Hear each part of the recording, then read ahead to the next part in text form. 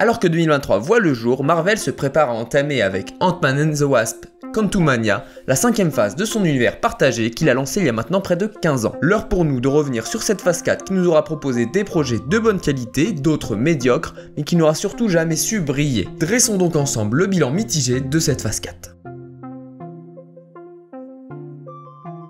Fort de ses 7 films, 9 séries et 2 courts-métrages, la phase 4 n'a pas été avare en contenu, si bien que l'on pourra, comme nous le verrons tout au long de cette vidéo, se questionner sur la stratégie de Disney d'inonder la scène cinématographique de projets connectés au détriment parfois de la qualité et de la cohérence intrinsèque à l'univers Marvel.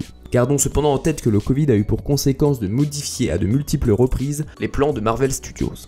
Faisons un tour des différents projets qui composent cette phase.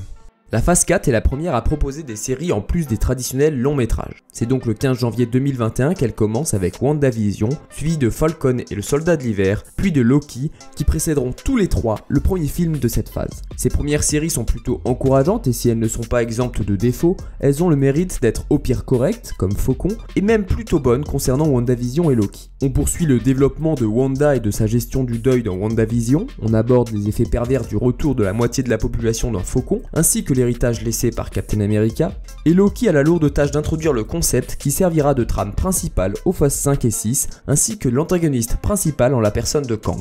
Ainsi, le début de la phase 4 est prometteur, il place des briques pour la suite, introduit de nouveaux personnages, et même si je ne suis pas convaincu du nouveau rôle de Faucon, il a le mérite de s'inscrire dans une continuité cohérente et crédible, sans avoir à rabaisser le Captain America de Steve Rogers pour se valoriser. Vient ensuite le premier film de la phase 4, Black Widow.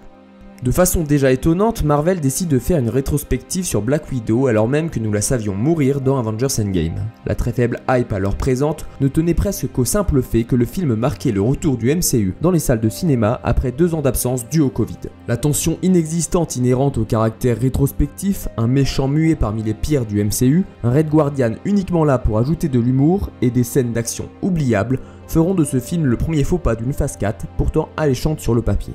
Le film nous laisse le sentiment qu'il arrive trop tard et n'existe que pour faire la transition entre Natasha Romanoff et Yelena Belova. Vient ensuite la série animée What If d'une qualité en dents de scie. Un problème vient ternir cette série censée partager le même univers que l'univers du MCU quant à l'utilisation des pierres d'infini hors de leur univers. Il était communément admis jusqu'ici que les pierres étaient liées à leur univers et qu'elles ne fonctionnaient pas dans un univers différent du leur.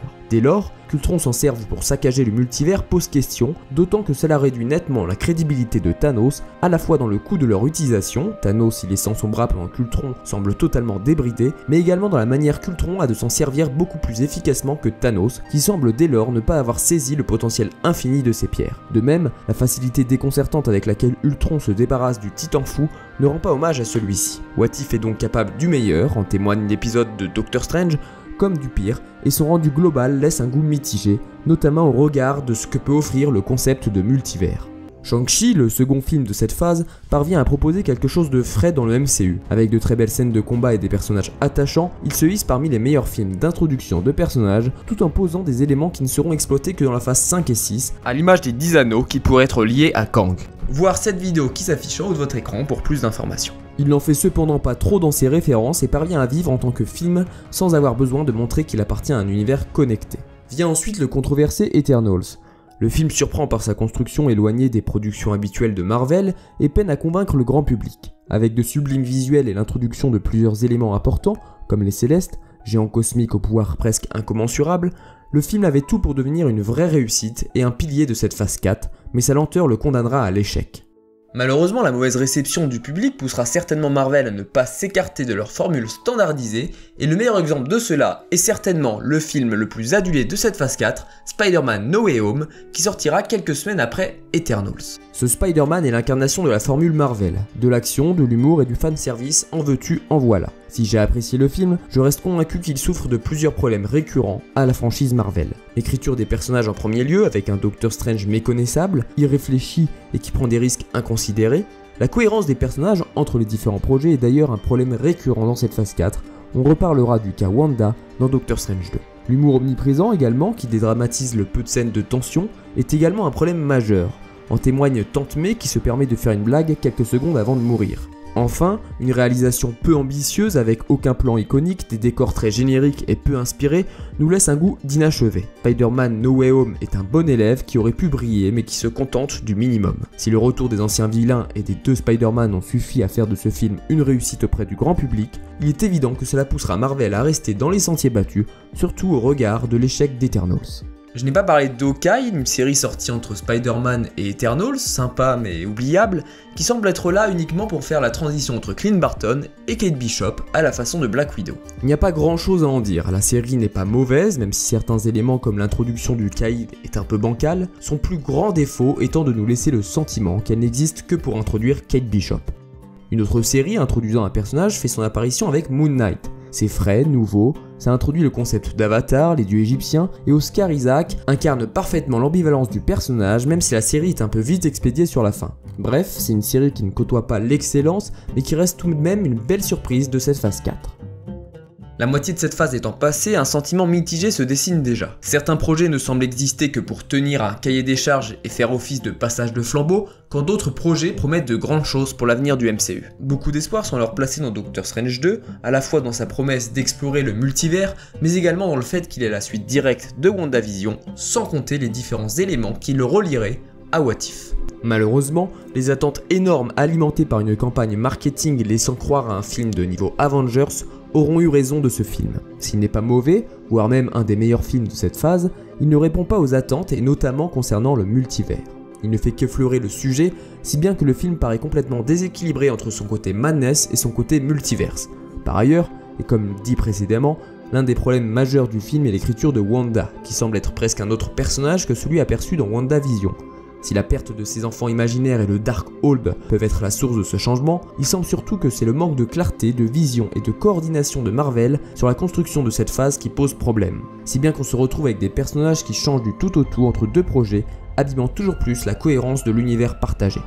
Doctor Strange 2 reste cependant plutôt bon, surtout au regard des projets qui suivront. Si tout n'est pas à jeter dans Miss Marvel, son écriture médiocre, la quasi-absence d'enjeux et des méchants parmi les plus éclatés du MCU font de cette série l'une des pires, malgré quelques bons moments comme la scène du mariage. Cette série a cependant le mérite d'aller hors des sentiers battus et s'assume complètement en tant que série pour jeunes adolescents. Par ailleurs, Kamala Khan est plutôt attachante et on la retrouvera avec plaisir dans de futures productions Marvel. Je ne m'étendrai pas sur la catastrophe Thor 4 qui est presque une caricature de la formule Marvel, trop d'humour, personnages dénaturés, manque d'enjeux, ils se permettent même d'introduire une entité comme Éternité et de le réduire à un simple puits à souhait. Lorsqu'on en est à trouver les gardiens de la galaxie intelligents par contraste avec la connerie infinie du dieu du tonnerre, c'est déjà un point d'alerte sur le traitement de Thor. Gore n'est pas un mauvais méchant mais il est à des années-lumière de son homologue des comics et ne sera pas suffisant pour relever le niveau de ce film. Thor 4 est dans un sens l'incarnation de l'essoufflement encore réversible du MCU. Une mini-série Je s'appelle Groot fait ensuite son apparition, pas incroyable mais plutôt sympathique, avant de faire place à l'immondice de cette phase 4, She-Hulk. On peut difficilement faire pire en termes de contenu audiovisuel. Il ne se passe rien, les épisodes sont vides, on surfe sur l'apparition de guests dans l'espoir de retenir le public, on dénature Daredevil, les vilains sont plus bas que médiocres, la série déborde de messages politiques jetés au visage des spectateurs et le personnage principal est antipathique. J'évoquais plutôt le fait de tenter de valoriser le nouveau personnage en rabaissant l'ancien, on est ici en plein dans ce cas de figure. L'exemple parfait est lorsque She-Hulk ose dire qu'elle a, en tant que femme, beaucoup plus de raisons de savoir gérer le stress et la tension que son cousin qui, rappelons-le, a subi ses transformations en Hulk au point de s'isoler dans un coin perdu du monde, qui sera traqué par les services de renseignement américains, cousin qui devra par la suite faire face à une invasion extraterrestre, puis à un robot destructeur de monde, avant de se réveiller sur Sakaar après des années d'amnésie.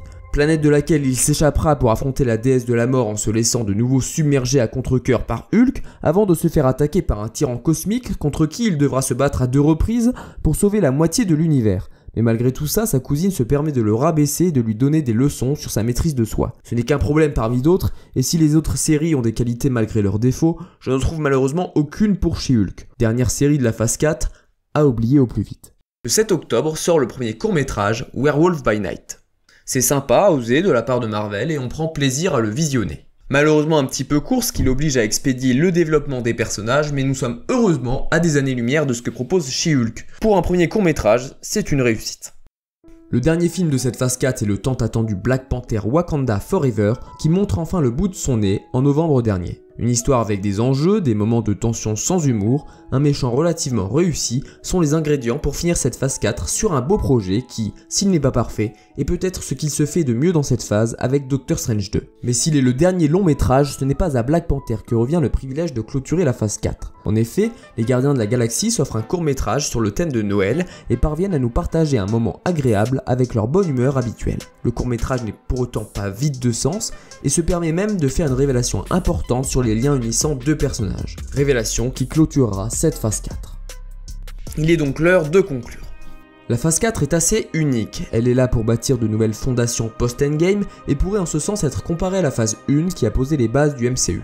Mais contrairement à cette dernière, qui devait tout construire, la phase 4 peut se reposer sur un travail effectué lors des 3 premières phases. C'est d'ailleurs pour cela qu'elle se permet de proposer une abondance de contenu d'une qualité très variable, certains semblant être uniquement là pour présenter un personnage ou pour combler un trou dans le calendrier, quand d'autres sont plutôt bonnes et posent des éléments qui serviront dans le futur. Je ne dis pas qu'il faille absolument connecter de façon évidente tous les projets à une trame de fond, Moon Knight est relativement isolé et plutôt de bonne qualité, mais certains projets comme She-Hulk ne représentent aucun intérêt, ni pour la série en elle-même, ni pour le MCU en général. Des séries comme Miss Marvel ou Hawkeye, uniquement là pour introduire un personnage et qui n'ont finalement que peu de choses à raconter, auraient peut-être intérêt à être remplacés à l'avenir par des courts-métrages qui sont pour le moment de meilleure qualité. Par ailleurs, le manque de cohérence globale et l'écriture parfois médiocre, en témoignent les changements de caractère de personnages entre deux projets, ainsi que l'absence de fil conducteur général, contribuera à donner un caractère brouillon à cette phase, qui peine à nous montrer le cap vers lequel Marvel souhaite nous guider.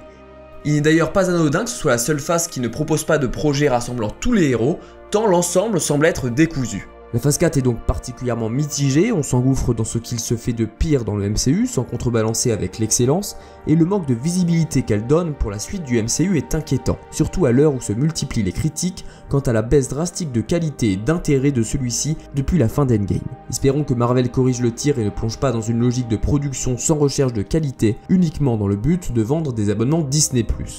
Souhaitons que la phase 4, phase de transition et de reconstruction, ne soit qu'une parenthèse et que la phase 5 permettra de faire ressurgir un engouement autour d'un MCU en déperdition. Si vous avez aimé la vidéo, n'hésitez pas à vous abonner, à mettre un petit pouce bleu et surtout à nous dire en commentaire ce que vous avez aimé ou moins de la phase 4 et ce que vous attendez de la prochaine phase 5. C'était Marvelous, à la prochaine.